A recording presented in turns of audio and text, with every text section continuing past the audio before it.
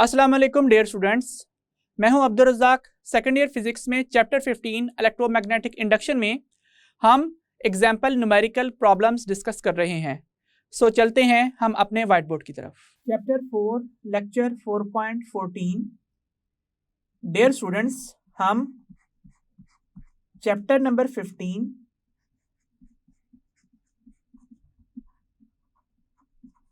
Electromagnetic induction में example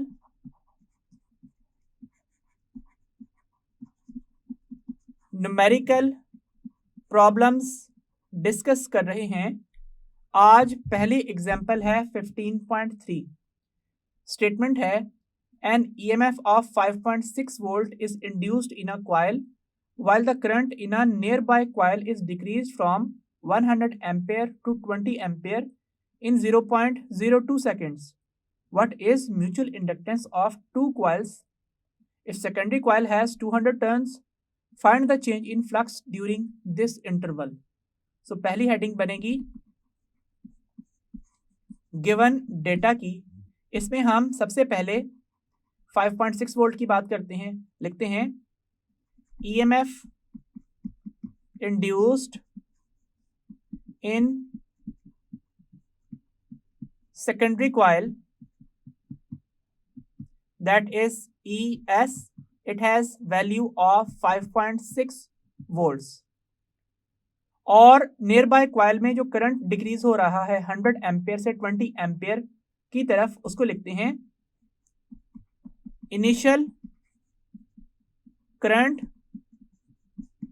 in primary coil is equal to 100 amperes and final current in primary coil is equal to 20 amperes। सो जो primary coil है उसमें change in current कितना होगा? सो लिख लेते हैं change in current in primary coil is equal to delta I. This delta I is further equal to IF minus II, final current minus initial current. That means 20 amperes minus 100 amperes. That means minus 80 amperes in 0.02 second. सो यहां पे लिख लेते हैं time interval during which the current is changing, that is delta T, that is 0.02 second. और उसके बाद mutual inductance पूछी गई है, उसको हम रिक्वायर्ड की हेडिंग में लिखते हैं। जो गिवन है कि सेकेंडरी कॉइल के 200 टर्न्स हैं, इसको लिख लेते हैं number of turns of the secondary coil is equal to NS and it is equal to 200 turns. Find the change in flux during this interval. तो दो चीजें फाइंड करनी है, म्यूचुअल इंडक्टेंस और change in flux. So required की heading लिखते हैं। पहली चीज जो पूछी गई है वो है mutual inductance of the two coils M, और नेक्स्ट जो चीज है वो है change in magnetic flux in secondary coil delta phi S. ये हमने फाइंड आउट करना है। सो हेडिंग लिखते हैं सॉल्यूशन की। और स्टार्ट करते हैं to find mutual inductance of the two coils, use the expression for mutually induced EMF। और वो रिलेशन क्या है? EMF induced in secondary is equal to minus m times delta IP by delta T। यहां पे लिख लेते हैं, rearranging the above expression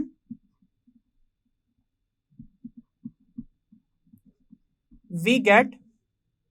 अब यहां पे ये जो टर्म है जो m के साथ मल्टीप्लाई हो रही है, ये इक्वेशन की ऑपोजिट साइड पे जाएगी और सेकेंडरी में इंड्यूस्ड ईएमएफ से डिवाइड हो जाएगी इस तरह से, ES over delta IP by delta T is equal to minus m, और m is equal to minus ES over delta IP by delta T, जिसको इस तरह भी लिखा जा सकता है, minus ES divided by delta IP by delta T, that is further equal to ES multiplied by delta T over delta IP. So M is equal to minus ES delta T over delta IP. This is our equation number 1 for the numerical. हम next statement ये लिखेंगे, by substituting the given values we get m is equal to minus EMF कितनी induce होती है? 5.6 volt. किस time interval में? 0.02 second में। और चेंज इन करंट कितना है? वो है -80 एम्पियर्स। डियर स्टूडेंट्स, अगर यहाँ पे ये करंट का चेंज माइनस में ना होता तो मैं इस इक्वेशन में पहले ही ये माइनस हटा लेता, ये कह के कि मुझे सिर्फ म्यूचुअल इंडक्टेंस की वैल्यू चाहिए। ये नहीं बताना कि म्यूचुअल इंडक्टेंस की वजह से इंड्यूस्ड ईएमएफ की डायरेक्शन ऐसी होती है कि वो अपने कॉज को अपोज करता है, और वो कॉज क्या है? वो कॉज है change in current in primary. So ये बात हमें नहीं बतानी, इसलिए मैं नेगेटिव साइन वैसे ही खत्म कर लेता अगर यहाँ पे नेगेटिव ना होता। बहरहाल हम वैल्यूज को सॉल्व करते हैं। 5.6 इंटू 0.02 ओवर 80 और यूनिट्स हैं वोल्ट सेकेंड पर एम्पियर। हम ये बात भी जानते हैं कि ओहम्स लॉ के मुताबिक R जो है वो V ओवर I के इक्वल बनता है, इसलिए हम वोल्ट पर एम्पियर की जगह पे ओहम भी लिख सकते हैं। कैलकुलेटर पे सॉल्व करने के बाद म्यूचुअल इंडक्टेंस की जो वैल्यू आएगी वो होगी 1.4 into 10⁻³ volt second per ampere. और फर्दर हम इसे लिखेंगे m is equal to 1.4 into 10⁻³ ohm times second, and ohm times second is equal to henry. So 1.4 into 10⁻³ henries और 1.4 किलो हेनरी अगर आप प्रीफिक्स की सूरत में लिखना चाहें। अब ये ओहम टाइम्स सेकेंड हेनरी के इक्वल कैसे आया? इसके लिए कोई कन्वर्जन करने की जरूरत नहीं है, हम डेफिनेशन यूज कर लेते हैं म्यूचुअल इंडक्टेंस की, जिसके मुताबिक EMF induced in secondary per unit time rate of change of current through primary coil is called mutual inductance between two coils. So अगर आप m की जगह पे उसका यूनिट हेनरी पुट कर देते हैं, सेकेंड इंड्यूस्ड ईएमएफ की जगह पे वोल्ट और करंट के टाइम रेट ऑफ चेंज की जगह पे एम्पेयर पर सेकेंड पुट कर देते हैं, तो हमें ये बात वैसे ही पता चल जाती है कि वोल्ट सेकेंड पर एम्पेयर जो है वो हेनरी के इक्वल होता है, और वोल्ट पर एम्पेयर को मिला के आप ओहम भी लिख सकते हैं। तो ये हमने यहाँ पे बेसिक डेफिनेशन यूज कर ली है। अब हम लिखते हैं for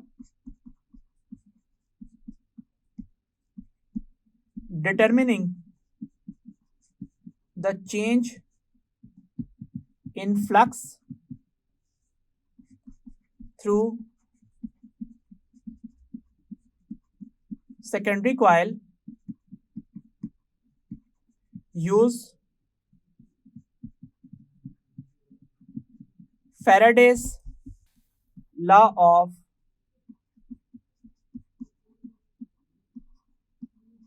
electromagnetic induction।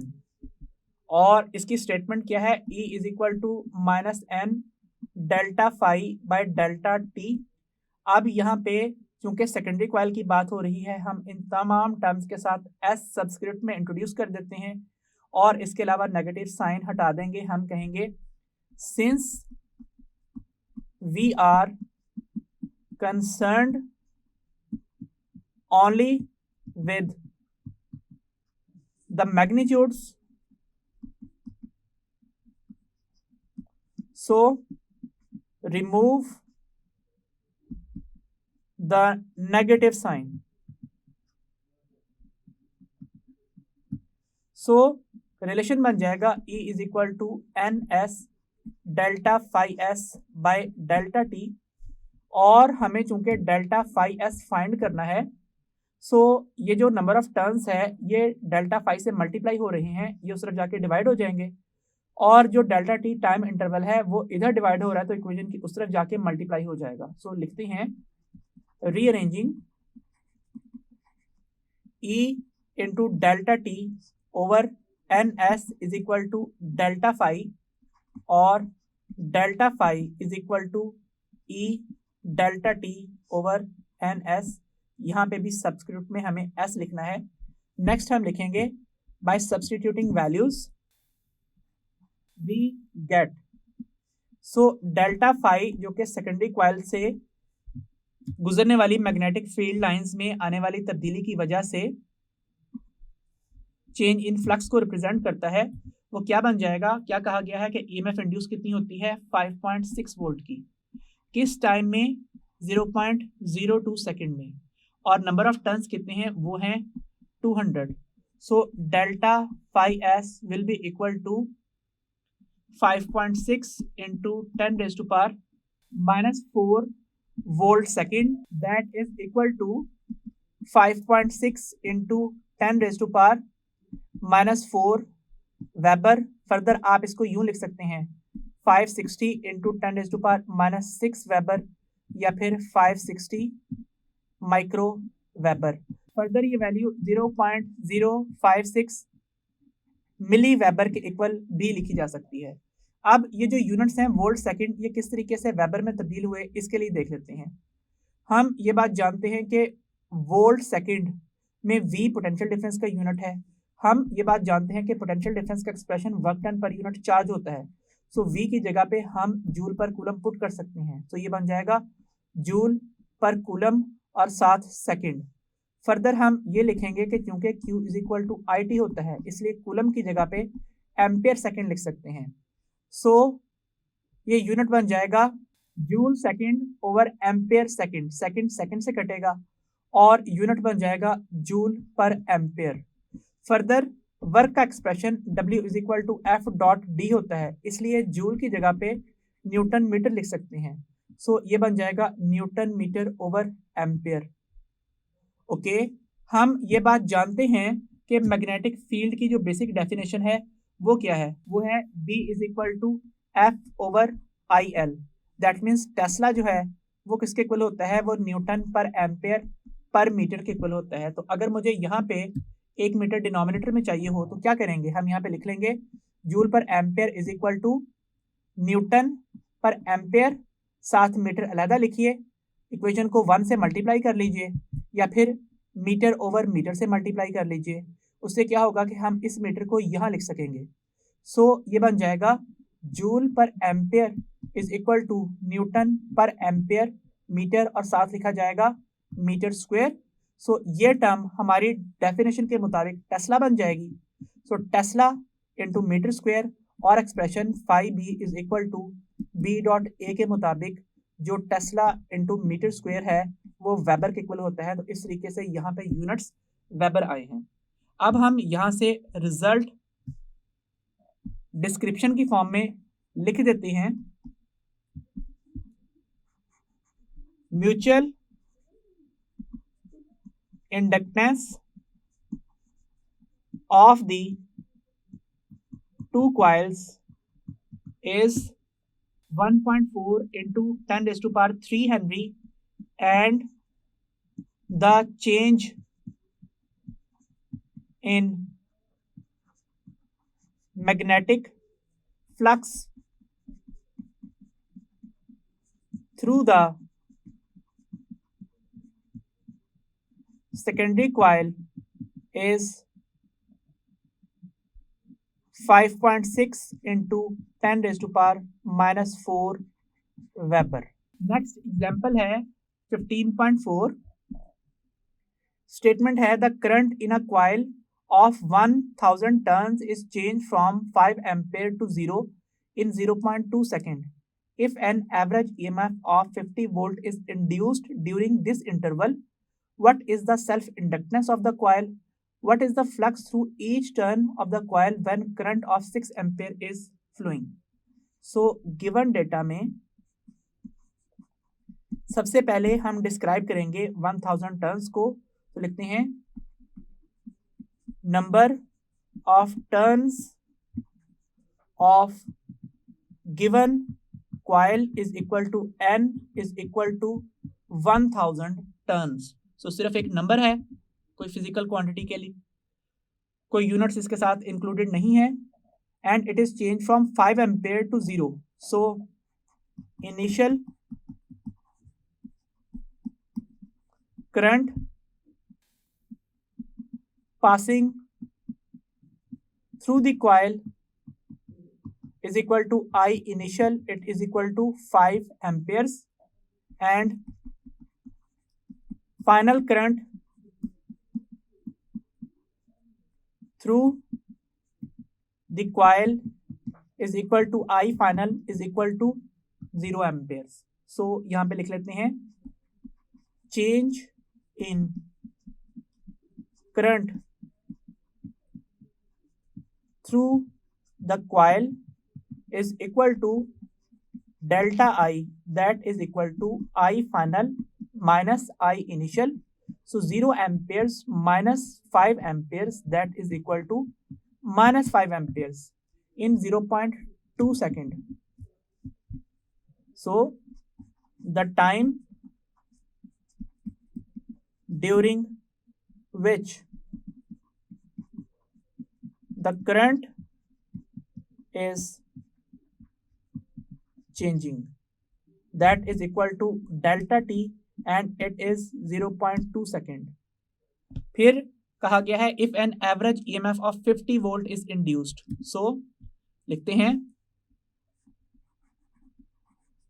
magnitude of self-induced EMF in the coil is equal to E, and it is equal to 50 volts. फिर नेक्स्ट क्या पूछा हुआ है, what is flux through each turn of the coil when a current of 6 ampere is flowing. यहां पे लिख लेते हैं for determination of constant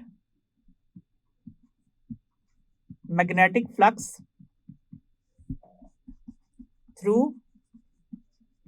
each turn of the coil, value of constant current is equal to I is equal to 6 amperes. और हमसे पूछा क्या गया है, हमसे पूछा गया है self inductance of the coil and flux. So required में दो चीजें होंगी,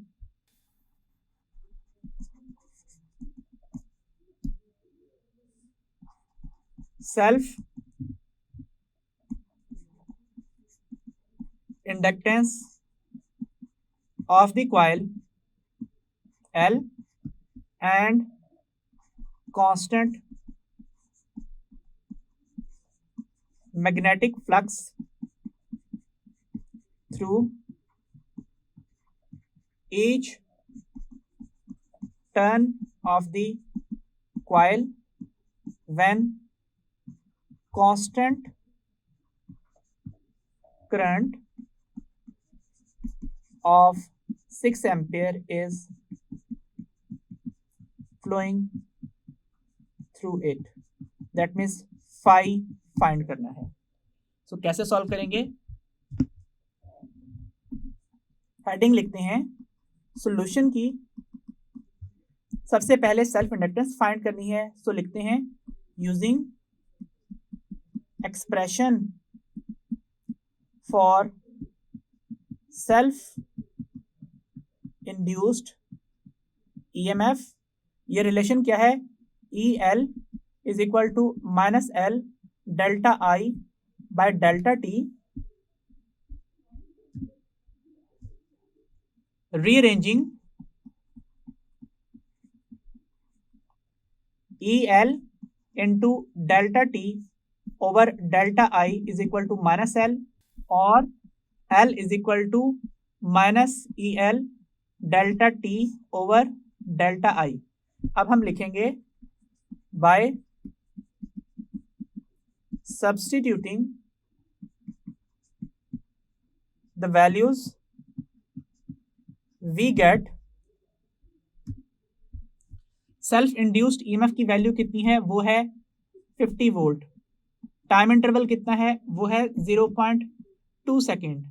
और चेंज इन करंट कितना है? वो है 5 to 0, दैट मीन्स -5 एम्पियर्स. सो ये माइनस इस माइनस से कैंसिल आउट हो जाएगा. और पॉइंट टू बी नोटेड, अगर ये वैल्यू माइनस में ना होती तो इस माइनस साइन को मैंने वैसे ही हटा लेना था, ये लॉजिक देके कि मुझे सिर्फ मैग्नीट्यूड चाहिए. सो एल की वैल्यू क्या आएगी? ये बनेगी 2 वोल्ट सेकेंड पर एम्पेयर या फिर 2 हेनरी. अब हम नेक्स्ट यहां पे लिखेंगे for calculation of the constant flux, use the relation n phi is equal to li. देखिए rearranging the above expression.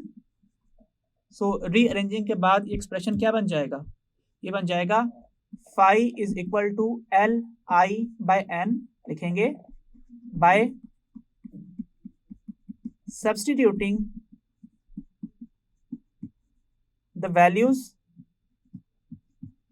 we get, phi is equal to 2 Henry into 6 ampere divided by 1000 tons. So phi is equal to 12 into 10 raised to power minus 3 Henry ampere, और phi is equal to 12 into 10 raised to power minus 3 Weber और 12 मिली weber. Book ने यहाँ पे इसे 10⁻⁻² के multiple से represent किया है. तो अगर हम वो बनाना चाहें तो हम लिख सकते हैं 12 इंटू 10⁻⁻1 इंटू 10⁻⁻² वेबर्स. इस 10⁻⁻1 को इससे मल्टीप्लाई कर दें, एक्सप्रेशन बन जाएगा 1.2 इंटू 10⁻⁻² वेबर. यूनिट कन्वर्जन की बात करें कि हेनरी इंटू एम्पेयर वेबर के इक्वल किस तरह से आया, तो हम अभी थोड़ी देर पहले लिख के आए हैं हेनरी की जगह पे वोल्ट सेकंड पर एम्पेयर, और साथ एम्पेयर यहाँ पे मल्टीप्लाई होता है तो एम्पेयर एम्पेयर से कैंसिल आउट हो जाता है. तो जो वोल्ट सेकंड है वो वेबर के इक्वल किस तरह से आता है? वोल्ट की जगह पे हम लिख लेते हैं जूल पर कूलम इंटू सेकेंड. फिर जूल की जगह पे लिखा जाएगा न्यूटन मीटर, कूलम की जगह पे एम्पेयर सेकेंड, और साथ यहाँ पे सेकेंड होगा, कैंसिलेशन होगी, न्यूटन मीटर पर एम्पेयर बनेगा. फर्दर अगर मैं यहाँ पे न्यूटन पर एम्पेयर मीटर लिखना चाहूँ तो इधर मीटर स्क्वायर हो जाएगा. ये टर्म बन जाएगी टेस्ला, और टेस्ला इंटू मीटर स्क्वायर किसके इक्वल बनता है? वो वेबर के इक्वल बनता है. सो अब अगर हम यहाँ पे इस रिजल्ट को डिस्क्रिप्शन फॉर्म में लिख दें तो इस तरह से लिखा जाएगा self inductance of the given coil is 2 Henry and the constant flux through it is 12 into 10 raised to power minus 3 Weber when 6 ampere of current is passing through it. तो इस तरीके से हमने यहाँ पे इस क्वेश्चन का आंसर कर दिया है। आई होप आपको समझ में आ गया होगा। Dear students, remaining example numerical problems next lecture में कंटिन्यू होंगे। So until the next lecture, खुदा हाफिज।